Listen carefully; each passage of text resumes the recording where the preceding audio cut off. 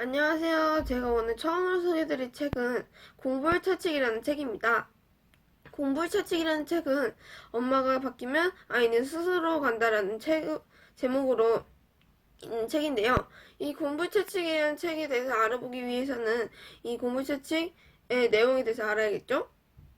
그러면은 이 공부의 철칙에 있는 내용은 347 공부법으로 이루어져 있습니다. 그러면 347 공부법이란 무엇일까요? 347 공부법은 3 착각의 시정, 3 학습법 유체와 7 인지 훈련으로 이루어져 있습니다. 그러면은 3 착각의 시정과 3 학습법 유체와 7 인지 훈련에 대해서 알아봐야 되겠죠? 3 착각의 시정은 안다고 착각하는 것과 집중연습 착각과 즉각 반복 착각이 있습니다. 안다고 착각하는 것은 자신이 한 번이라도 배웠거나 한 번이라도 들었을 때 그것을 자신이 배웠으니까 그것을 자신이 안다고 생각하는 것입니다. 그것은 바로 유착성 착각인 것이죠. 이것을 해결하기 위해서는 안다고 착각하는 것을 자신이 아는 것과 모르는 것을 구별을 해낼 수 있어야 합니다. 다음은 집중연습 착각입니다. 집중연습 착각은 예로 하나 들자면 야구가 하나 있습니다. 야구는 공을 칠 때마다 총 여러 가지가 공을 칠 만한 때마다 여러 가지 종류가 있습니다. 총 이거 하나 저거 하나 이렇게 있는데 연습을 할 때 따로 하면은 자신 이거 하나 잘하고 이거 잘하고 이거 다 잘한다고 생각합니다. 하지만 실전에서는 이거 하나 이렇게 하나 이렇게 빡빡빡 하고 나오지 않습니다.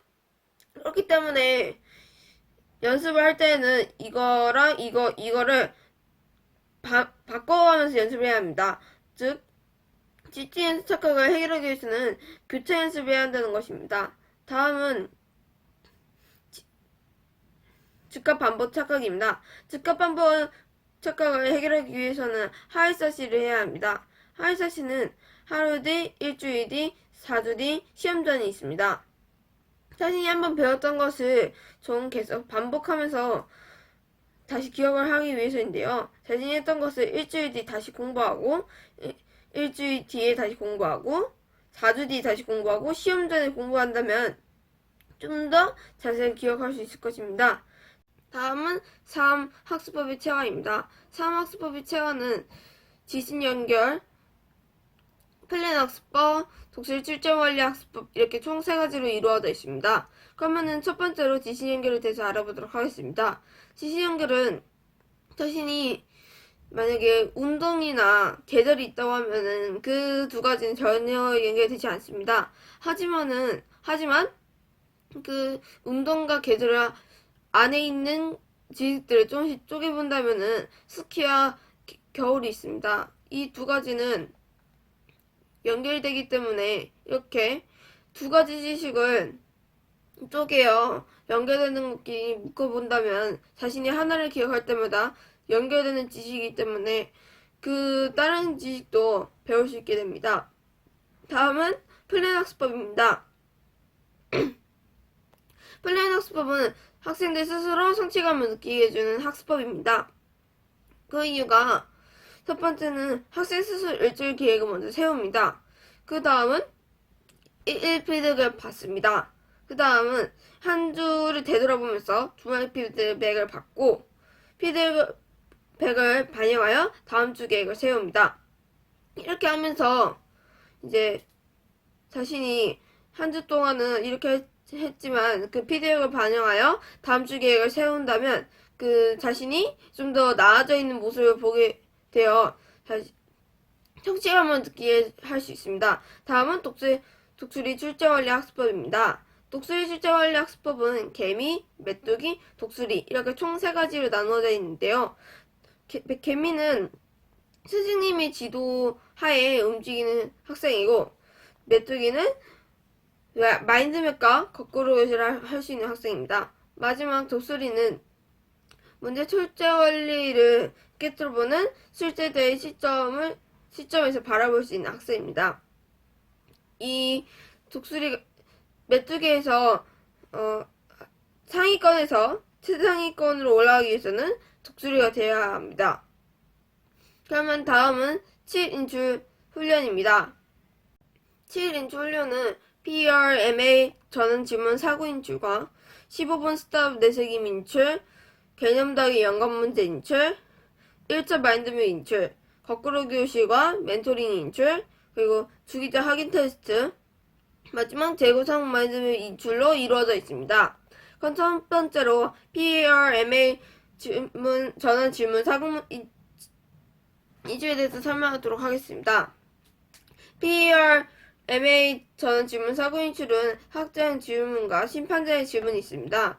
심판자의 질문은 내가 이걸 왜 하지? 이렇게 딱 끊어지도록 질문하는 것입니다. 그러면은 내가 이걸 왜 해야 되지? 내가 꼭 해야 되나? 이런 내가 꼭 해야 되는 이유가 딱 끊어지는 질문을 합니다.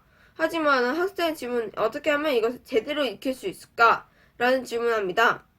이렇게 질문하면은 좀 더 상상력을 발휘하고 좀 더 방법을 좀 더 찾아내려고 노력하고 이 문제를 해결하기 위해서 계속 찾으려고 노력을 할 것입니다. 이 심판자의 질문에서 학생 질문으로 바꿔야 하는 이유는 이렇게 딱 끊어지도록 심판자의 질문을 한다면 이제 상상력을 발휘할 수도 없고 생각하는 힘을 기울 수 없게 됩니다. 하지만 학생활용 질문한다면 생각하는 힘을 기울일 수 있기 때문입니다. 다음은 15분 스탑 내세김 인출입니다. 15분 스탑은 15분 동안 공부하고 5분 동안 자신이 15분 동안 공부한 것을 쓰는 것인데요. 이 반복하는 습관을 잡아야 하는 이유는 주기적인 연습은 망각을 막고 회상하는 경로를 강화하며 얻고자 하는 지식을 꽉 붙잡는 데 필수적인 요소입니다. 저희는 15분이 지난다면 집중력이 있기 때문에 15분 동안 공부한 것을 자신이 얼마나 기억하는지 5분 동안 인출을 할 수 있어야 합니다. 다음은 개념 더하기 연관 문제 인출입니다. 개념 더하기 연관 문제 인출은 능동적인 학습 태도를 잡아줍니다. 그 이유는 개념을 적을 때는 배운 내용에다 참고할 책, 한 권에서 두 권 정도를 주고 연관 문제형을 찾아가면서 정리하게 합니다.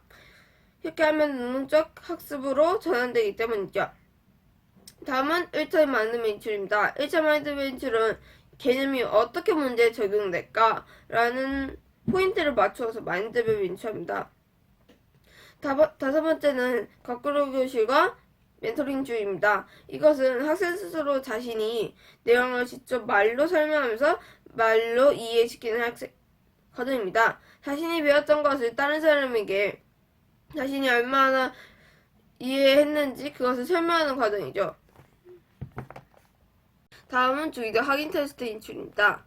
이것은 수업 중 퀴즈나 오늘 틀린 문제 아니면 다음날 1일 테스트에서 틀리거나 시기 때 잘못된 문제 주말 테스트 시험자 총정리 확인 테스트를 하는 것입니다. 이 자신이 틀렸던 것을 나중에는 또 틀릴 수 있기 때문에 이걸 다시 제대로 알고 있는지 확인 테스트를 하는 것이죠. 마지막 7인출 마지막 재구성 인출입니다. 재구성 마인드맵 인출입니다. 재구성 마인드맵 인출은 최종적인 마인드맵은 첫 번째부터 여섯 번째까지의 과정이 있습니다. 이 과정에서 부족한 부분들을 보충하여 재구성함으로써 자신만의 개념 더하기, 원리 더하기, 유형의 마인드맵을 인출하는 과정입니다. 이렇게 첫 번째에서 여섯 번째까지 하는 이유는 자신이 첫 번째로 하면은 제대로 잘 못하기 때문에 총 6번 정도까지 하면은 이 자신만의 개념 더하기, 원리 더하기, 유형의 마인드맵이 제대로 나온다는 것입니다.